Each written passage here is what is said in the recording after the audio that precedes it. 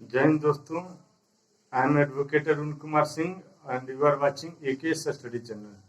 Friend, we have seen the all sections of Indian Evidence Act 1872. Now we will start Criminal Procedure Code. In Criminal Procedure Code 1972, there are 37 chapters and two schedules. First schedule, there is classification of offences, and in second schedule, there are all types of forms like bail form, charge sheet form, and summon form, warrant form, production warrant form. Means all forms which are held in the courts are available in Schedule 2. And there are 56 types of forms are there in Schedule 2. Now we will see the Criminal Procedure Code one by one, all section. Criminal Procedure Code is a codified act which is means collected all the criminal procedure available in whole country, in different parts of country. They were collected and consolidated. इकट्ठा किया गया, एक जगह किया गया, and after that they were codified. That's why they are known as Criminal Procedure Code 1973. Indian Penal Code, they were available earlier, but different types of punishment available in different parts of the country. They were collected, consolidated, and codified. That's why they were named. This was named Indian Penal Code 1860. Now, Civil Procedure Code. Civil procedure regarding the civil offences to set in motion were available in different parts of country. Different types of procedure were available. They were collected, consolidated, and they were codified. Or after that, they were named Civil Procedure Code 1909. तो हम यहाँ पढ़ेंगे अभी criminal procedure code 1973. So it is written on the recommendation of Law Commission headed by K.V.K. Sundaram. So the act short name is the Code of Criminal Procedure 1973. The act full name is the Code of Criminal Procedure 1973, Act number 2 of 1974. इसका preamble क्या है? तो preamble है an act to consolidate, मतलब इकट्ठा किया गया है, एंड अमेंड, और उसमें सुधार किया गया है, जो कमियां उसको सुधार भी किया गया है, and amend the law relating to criminal procedure. ये इसका क्या है? ये इसका प्रियम्बल है. प्रियम्बल में है कि इसको कंसोलिडेट किया गया, जो सारे कंट्री में क्रिमिनल प्रोसीजर जितने भी लॉ थे उसको इकट्ठा किया गया, अमेंड किया गया है और उसको कोडिफाई कर दिया गया है. ये इसका प्रियम्बल में कहता है. Be it enacted by Parliament in the 24th year of Republic of India as followed. निम्नलिखित तरह से इसको कोडिफाइड किया गया. कब क्या किया? तो 24th year of Republic of India. तो 24th बोले तो 1950 में आप 24 जोड़ देंगे तो 1974 हो जाएगा. लेकिन 74th year of Republic, the first Republic कब हुआ? 1950 में हुआ. तो 24th ईयर बोला तो 1973, एक साल माइनस कर देना है. पहला जन्मदिन कब होता है? जिस दिन जन्म लेता है. लेकिन बच्चा जन्मदिन का पहला दूसरा कब होता है? जब 1 साल का होता है. तो दूसरा होता है तो पहला जन्मदिन नहीं है, वो एक दूसरा जन्मदिन है. उसी तरह से यहाँ भी है. अब चैप्टर 1 है प्रिलिमिनरी. चैप्टर 1 का सेक्शन 1 देखते तो short title, extent and commencement, 3 चीज है इसमें. तो शॉर्ट टाइटल दिस एक्ट में भी called the code of criminal procedure 1973. Long title का होगा the code of criminal procedure 1973, act number 2 of 1974. उसके बाद एक्सटेंशन. तो एक्सटेंट क्या है? तो it extend to whole of India including Jammu and Kashmir with effect from 31st October 2019. ठीक है. provided that the provision of this code other than chapter 8, 9, 10 and 11, उसमें से 9 हटा देना। 8, 9, 10 and 11, 8, 9, 10 and 11 चार बोलना है, जिसमें 9 हटा देना है। तो 9 हटा दे तो क्या बच जाएगा? 8, 10 और 11 shall not apply। कहाँ नहीं अप्लाई होगा? जहां भी ट्राइबल एरिया है वहां अप्लाई नहीं होगा। तो नागालैंड पूरा स्टेट, इंडिया का फर्स्ट स्टेट जो फुल स्टेट ट्राइबल एरिया है वो है नागालैंड। तो नागालैंड में अप्लाई नहीं होगा। एंड अदर ट्राइबल एरिया, जो भी जहां भी ट्राइबल एरिया है वहां पर क्रिमिनल प्रोसीजर कोड 1973 अप्लाई नहीं होगा। सॉरी। और वहां पर उसके चैप्टर जो हैं 8, 9, 10, 11, जिसमें 9 छोड़ देना है। तो 8 को देखते हैं कि 8 में कहता क्या है। 8 अप्लाई होगा।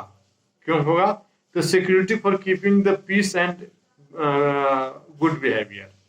भाई पीस नहीं रखो, गुड बिहेवियर नहीं रहोगे तो आपको तो हम ऐसे फिर नहीं छोड़ेंगे, फिर तो मर्डर करते रहोगे आप। तो उसको अप्लाई होगा। और 9 भी अप्लाई नहीं होगा, लेकिन 9 में बोला छोड़ दो। 8, 9, 10, 11 ऐसे बोलना लगता, लेकिन 9 छोड़ देना, तो 9 अप्लाई होगा। तो 9 को नहीं देखते हैं। बोलता है order for maintenance of wife and children, ये अप्लाई नहीं होगा। तो 8, उसके बाद 9 अप्लाई होगा और 8 अप्लाई होगा, 9 नहीं होगा। उसके बाद 10 होगा। तो 10 को देखते हैं। 10 में क्या कहता है? चैप्टर 10 में कहता है maintenance of public order and tranquility, शांति और लोक व्यवस्था बनाए रखना। तो लोग शांति लोक व्यवस्था बनाए नहीं रखेगा ट्राइबल एरिया में तो फिर तो नरसंहार होगा। उसके बाद 11 क्या करता है कि preventive action of the police को पता चल गया कि दंगा होने वाला है, 20 लोग की मर्डर होने वाला है, डकैती होने वाला है, रॉबरी होने वाला है, हाईवे रोड रॉबरी होने वाला है, मर्डर होने वाला है। तो वो उसको अरेस्ट करो, अरेस्ट करके थाने में लाओ, 24 घंटा रखो, पूछताछ करो, अपना जाके मामला सुलझा दो फिर। इसलिए इसको अप्लाई होगा।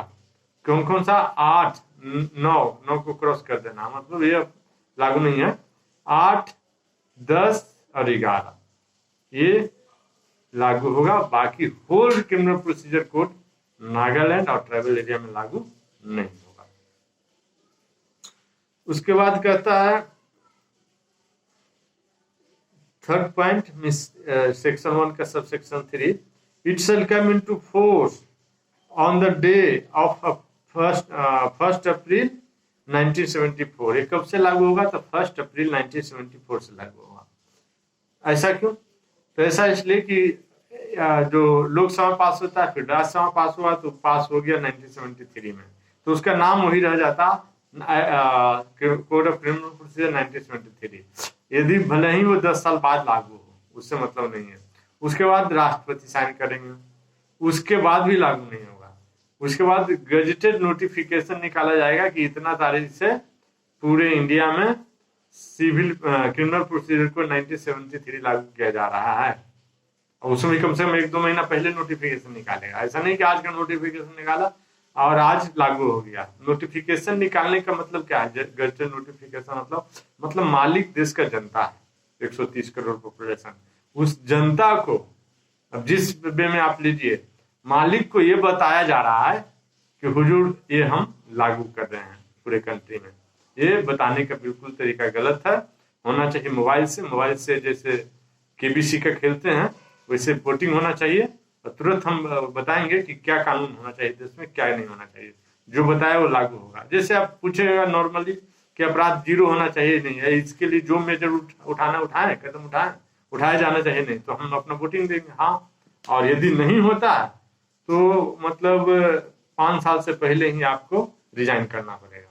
ऐसा नहीं कि 5 साल आप एक बार चुनाव जीत के गए, 5 साल वहां फिक्स हो गए, नहीं।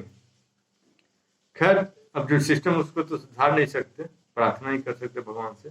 आगे देखिए सेक्शन 2 है डिफिनेशन क्लॉज है। सभी एक्ट में नॉर्मली सेक्शन 2 डिफिनेशन क्लॉज होता है, किसी में 3 भी होता है। जैसे इंडियन एविडेंस एक्ट में सेक्शन 2 भी था और सेक्शन 3 भी था। तो सेक्शन 2 में एक ये सेक्शन 2 का सबसेक्शन ए देखते हैं कि बिलेबल ऑफेंस, ए में बोलता है billable offence. Billable offence means क्या होता है? जिसमें कि एक्यूज का राइट हो कि बेल ले या बेल मिल जाए। Means an offence which is shown billable in the first schedule. अब फर्स्ट शेड्यूल में बिलेबल ऑफेंस कौन है, नॉन बिलेबल कौन है, कंफर्टेबल कौन है, नॉन कंफर्टेबल कौन है, किस कोर्ट द्वारा ट्रायल है और कितना सजा है, ये सब दिया हुआ है ना। तो उसके अनुसार भी अवेलेबल होना चाहिए, शेड्यूल में वो अवेलेबल होना चाहिए। सारे आईपीसी के ऑफेंसेस, आईपीसी के ध्यान रखिएगा दिया हुआ है। Which is made available by other law for the time being force, और किसी और लॉ द्वारा अवेलेबल हो, जैसे पॉक्सो एक्ट है, एनडीपीएस है, आर्म्स एक्ट है, डोरी प्रोविजन एक्ट है, एंटी करप्शन एक्ट है, या कोई और एक्ट हो, लोकल एससी एसटी एक्ट है, उसके द्वारा अवेलेबल हो तब भी अवेलेबल आ जाएगा। नहीं आईपीसी का सेक्शन तो सेक्शन शेड्यूल 1 में दिया गया हो, फर्स्ट शेड्यूल में दिया गया हो। Non available offence means any other offence. Available offence तो वो है जो फर्स्ट शेड्यूल में अवेलेबल दिया गया, और नॉन अवेलेबल क्या है, तो अवेलेबल को छोड़ के बाकी जो बचा वो नॉन अवेलेबल ऑफेंस है, जिसमें अवेल नहीं होगा। फिर बी में बोलता है चार्ज। चार्ज क्या है, तो चार्ज है include any head of charge when the charge contains more heads than one. वो हेडिंग होता है ना, जैसे थेफ्ट चार्ज लगाएगा और उसका एक सेंटेंस में थेफ्ट का लिखेगा कि he has committed theft in dwelling house या ड्वेलिंग टेंट या ऑन द हाईवे या ऑन रोड या ऑन द स्ट्रीट, इस तरह से लिखेगा। उसके बाद सी में है कॉग्निजेबल ऑफेंस।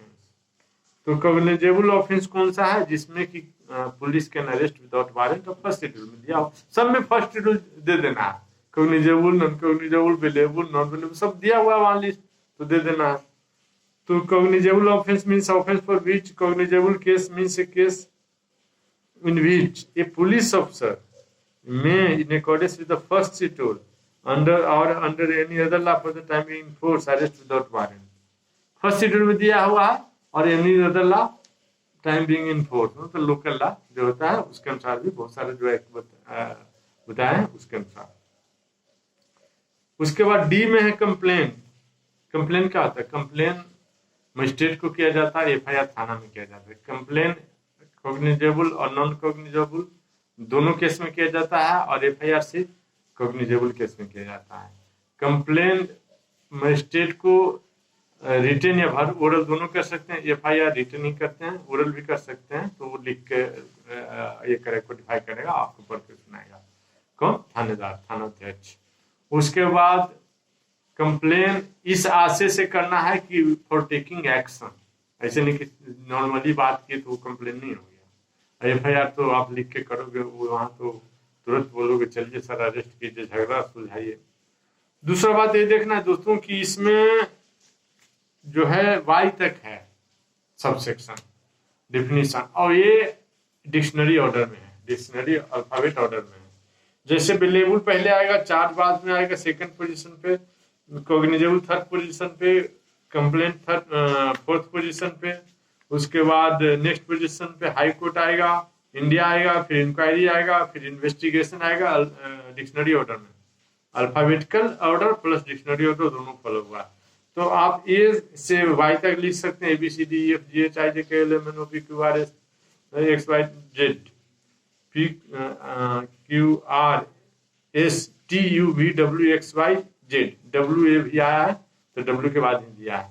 उसके बाद आपको ये भी याद रखना पड़ेगा कि क्या क्या का डिफिनेशन है, जैसे ए से कुछ नहीं है, अब बी से 4 है तो अल्फाबेटिकल ऑर्डर तो यहाँ हो गया। अब डिक्शनरी ऑर्डर आएगा, बी से अवेलेबल है तो अवेलेबल पहले आएगा, चार्ज है तो चार्ज डिक्शनरी में सेकंड पोजीशन पे, कॉग्निजेबल है तो थर्ड पोजीशन, कंप्लेंट है तो फोर्थ पोजीशन पे आएगा।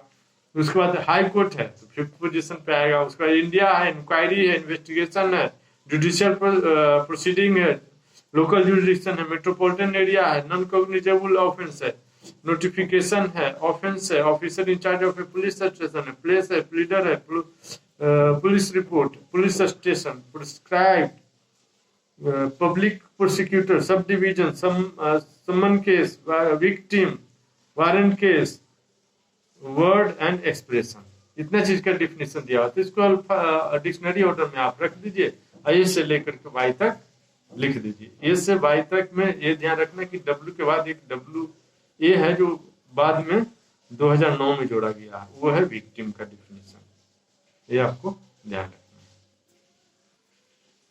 तो 2D में देखते हैं complaint. Complaint is a noun, complain is a verb. तो कंप्लेंट यहाँ है noun.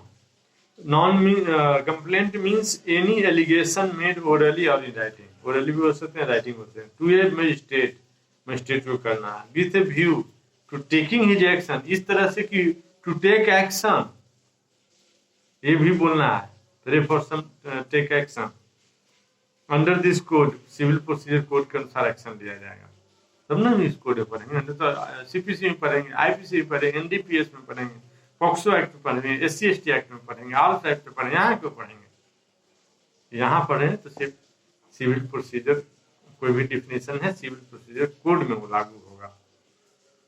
That some person whether known और अननोन, सम पर्सन नोन के अगेंस्ट भी कंप्लेन कर सकते हैं और नोन के अगेंस्ट भी कंप्लेन कर सकते हैं। FIR भी नोन के अगेंस्ट में भी कर सकते हैं और नोन के अगेंस्ट में भी कर सकते हैं। Has committed an offence but does not include A police report, लेकिन FIR इसमें नहीं शामिल होगा। कमिटेड ऑफेंस आप मजिस्ट्रेट को बोल दिए, कंप्लेन हो गया, मजिस्ट्रेट फिर बोलेगा कि ठीक है, पुलिस को बोलेगा इन्वेस्टिगेशन रिपोर्ट करेगा, कम्युनिकेबल है तो तुरंत FIR करके बोलेगा केस डायरी दो और इन्वेस्टिगेशन रिपोर्ट दो, फिर चार्जशीट अपना दो, फिर अपना चार्जशीट मजिस्ट्रेट रेड करेगा। यदि नॉन कॉग्निजेबल है और मजिस्ट्रेट को छोटा बात है, इस पर कॉग्निजेंस लेने की कोई जरूरत नहीं, तो शांत बैठ जाएगा।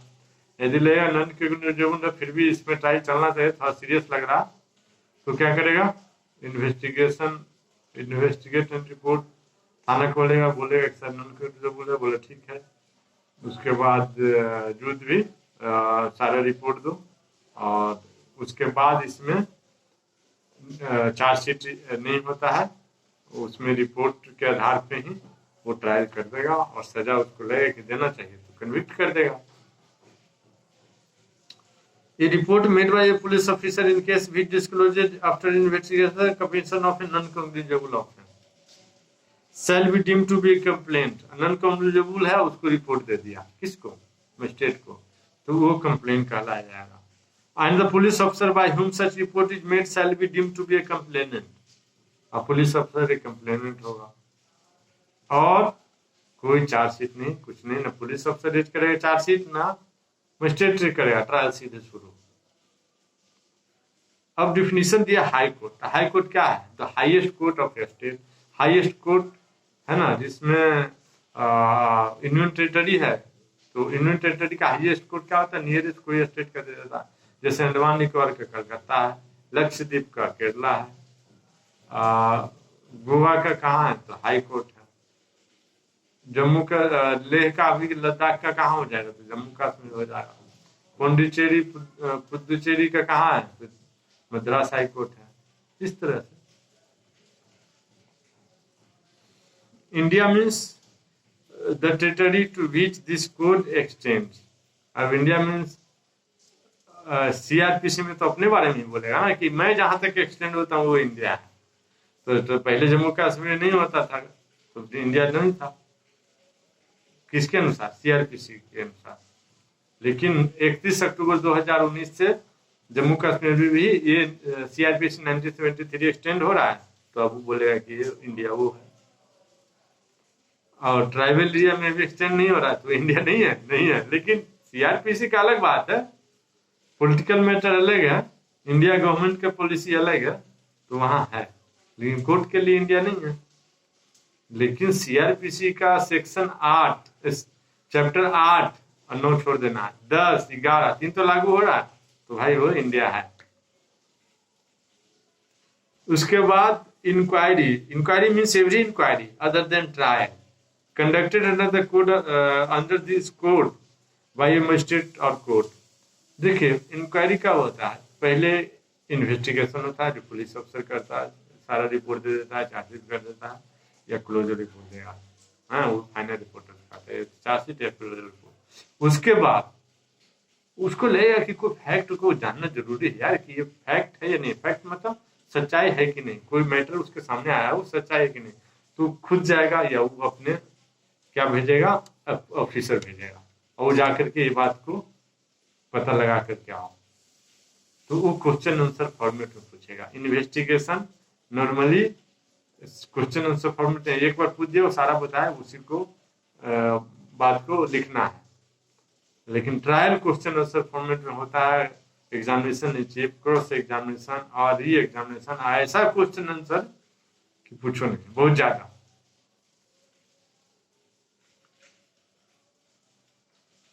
तो हम देख रहे थे इन्वेस्टिगेशन। तो investigation inquiry means every inquiry other than trial conducted by this court by a magistrate or court, तो वो इंक्वायरी, मजिस्ट्रेट जो इंक्वायरी करेगा वो इंक्वायरी है, यहाँ ये बोल रहा है। और यहाँ ये नहीं बोल रहा है कि अफसर अपॉइंटेड बाय मजिस्ट्रेट भी इंक्वायरी कर सकता है, मजिस्ट्रेट खुद करेगा। उसके बाद इन्वेस्टिगेशन है तो कौन करता है, आयोग कर रहा है, आयोग उसके इंस्टांस पे करेगा तो थाना अध्यक्ष के इंस्टांस पे करेगा, ऑफिसर इंचार्ज ऑफ द थाना, तो ऑफिसर इंचार्ज ऑफ थाना खुद भी कर सकता है इन्वेस्टिगेशन। तो एफआईआर खोल लेता है तो सिर्फ और सिर्फ officer in charge of police station ही लेगा। तो इन्वेस्टिगेशन है कि investigation includes all the proceeding under this code for the collection of evidence conducted by police officer or by any person other than a magistrate who is authorized by a magistrate in this behalf। Normally ऐसा होता नहीं है, police strike पे जाएगी नहीं, police कभी कभी नहीं होता, पुलिस एक पेशेवर कर्मचारी है इस रिगार्ड में, तो पुलिस ही करता है इन्वेस्टिगेशन। मजिस्ट्रेट ऑथराइज करे तो किसको करेगा, वो सीनियर वकील को करेगा, तो फिर उसको पेमेंट भी देना पड़ेगा, पेमेंट के लिए भी अलाउ करना पड़ेगा। तो इसलिए इन्वेस्टिगेशन नॉर्मली पुलिस ऑफिसर करता है, लेकिन मजिस्ट्रेट चाहे तो उसके द्वारा अपॉइंटेड कोई ऑफिसर भी कर सकता है। Judicial proceeding includes any proceeding in the course of which evidence is or may be legally taken on oath. Judicial proceeding क्या है, तो कहता है कि प्रोसीडिंग मतलब trial in course of which evidence may be taken on oath, evidence oath में लेकर के जो भी प्रोसीडिंग होगा, जो भी विटनेस बोलेगा और उसका ट्रायल होगा, उसी को बोला जुडिशियल प्रोसीडिंग है। Local jurisdiction in relation to a court of